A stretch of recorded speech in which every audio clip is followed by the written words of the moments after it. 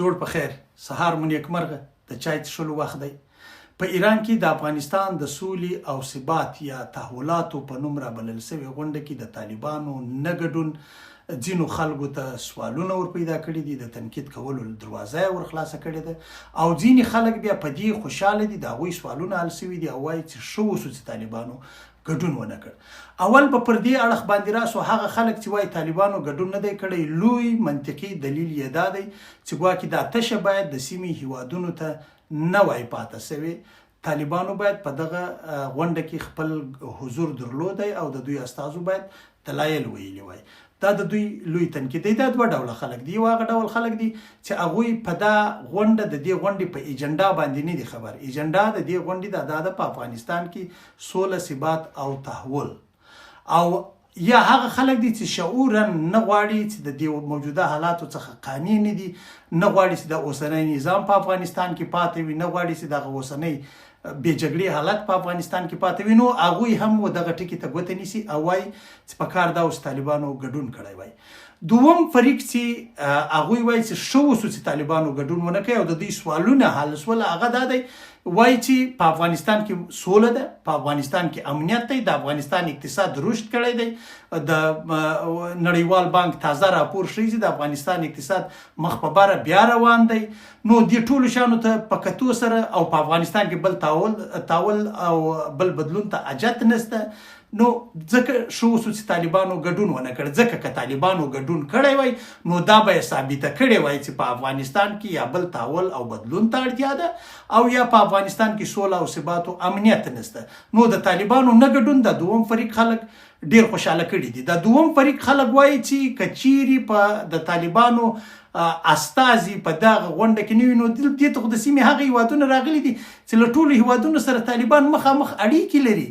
د ټولو هیوادونو سره د طالبانو ډیپلوماټیکي اړیکې ډیرې پراخې دي، د سوداګرۍ اړیکې ډیرې پراخې دي، د پاکستان سیوا حتی په پاکستان کې د طالبانو سفارت موجود دی. نو دلته یا د دوی استازي ورغلی یا نه ورغلی، دا به څه وسي. هو اوس دوهمه او مهمه خبره دا ده چې اول خو د دې باندې سر خلاصول پکار دي چې دا غونډه د افغانستان د سولې او ثبات او تحولاتو په نوم رابلل شوې وله. د سیمې هیوادونه ایران ورته رابللي وو چې ایران خپل شرارت پکې کاوه او دا یې ثابتوله چې ګواکې په افغانستان کې سوله، ثبات او امنیت نشته، بل تحول ته اړتیا ده، بل بدلون ته اړتیا ده. ښه وشو چې طالبانو ګډون پکې ونه کوي. اوله خبره خدا ده. دومه خبره دا ده چې د یو بل غونډه اوس په ایران کې شونې ده. تر اوسه پورې لا دا خبر نه دی راوتلی و رسنیو ته. زه به دا خبر بریکم له تاسو سره. زه تاریخ نه اعلانوم، خو یو بل غونډه په ایران کې رابلل شوې ده. هغه بیا د سیمې د هیوادونو په تړاو ده. په هغه کې به د سیمې د هیوادونو د بهرنیو چارو وزیران ګډون کوي. افغانستان هم د خپل وزیر امیر خان متکی د ګډون تایید ورکړی دی. دا ماته اطلاعات دي او دا ماته را رسیدلي اطلاعات دي. تر اوسه پورې دوی به تاریخ په خپل وروسته اعلان کې چې کله ده او څنګه کیږي. خو د دې را روانې غونډې دپاره مهمه خبره دا په پام کې نیول شوې ده چې دا غونډه به د پاکستان او افغانستان د مذاکراتو په تړاو نه وي. یعنی دا به د درېمګړیتوب غونډه نه وي چې ایران سبا دا ووایي چې دوی درېمګړیتوب کوي او افغانستان او پاکستان سره خوشحاله کوي. ځکه د افغانستان او پاکستان د خوشحالۍ چینل د قطر، ترکیه او سعودي عربستان لوري خلاص دي. پر هغه چینل باندې مذاکرات روان دي، درېدلي نه دي. نو ایران ته کلیر د افغانستان لوري ویل شوي دي چې هو پر مسایلو غږیږو، موږ پاکستان ستاسو په وړاندې غږیږو، اما نوم او عنوان به د دې غونډې دا نه وي، اجنډا به دا نه وي.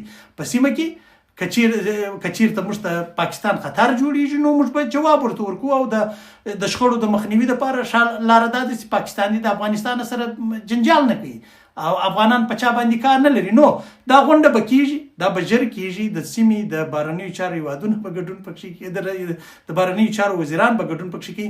خو تر ټولو مهمه خبره چې د تیرې ورځې د یکشنبې د ورځې د تهران پر غونډه ده هغه دا ده د طالبانو نه ګډون نه یوازې دا ثابته کړه چې په افغانستان کې امنیت دی، سوله ده، ثبات دی، اقتصادي پرمختګ روان دی، نسبتا تر نور تر دغه دوه هیوادونو ښه روان دی، بلکې دا هم ثابته کړه چې په افغانستان کې بل تحول ته بدلون نشته.